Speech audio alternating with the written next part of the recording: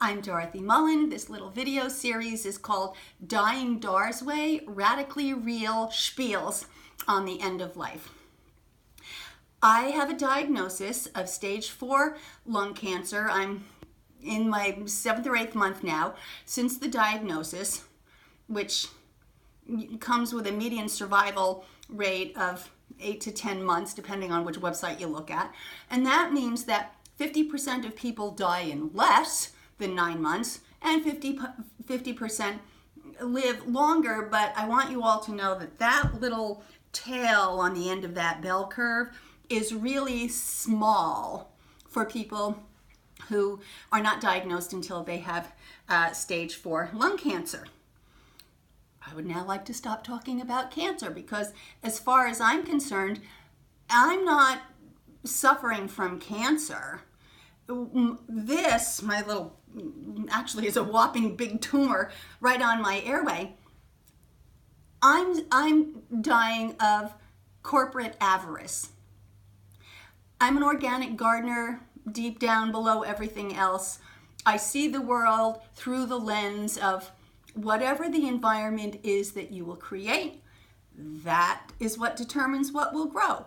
If you have a lawn full of moss, it's because you created the environment in which moss grows. You don't want to blame the moss and go out there and kill the moss and then expect something else to grow. No. If you don't fix the environment, then you will just grow more moss.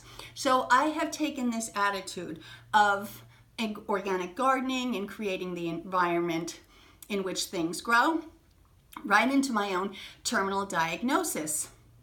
From my point of view, I'm not blaming cancer. I don't want anybody spending one slim dime in my name on cancer research, because for me, cancer's just doing what it's designed by nature to do, and that is to clean up biological organisms and return us to the soil, return us to compost. So I don't even feel like I have cancer. That's just what's going to finish me off.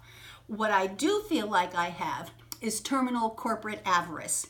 This tumor located right on my airway, which has already eaten up almost my entire right lung, has created the environment in which cancer is just going to move in and clean me up.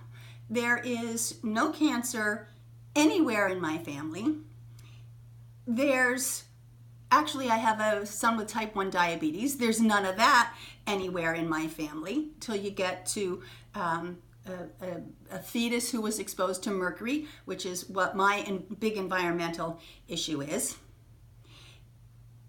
And the way I see the world is we have created the environment in which corporations are stronger and more powerful than the governments whose job it is to regulate them and prevent the toxic soup that we are all swimming in and breathing in and living in and eating. And I'll just throw in one statistic from one of my favorite doctors, Ailey Cohen, who says that in the state of New Jersey, we regulate and we monitor for and deal with 91 chemicals.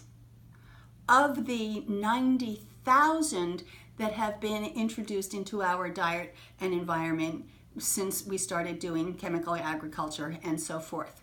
So I am an example of someone who doesn't identify with or feel bad about cancer at all.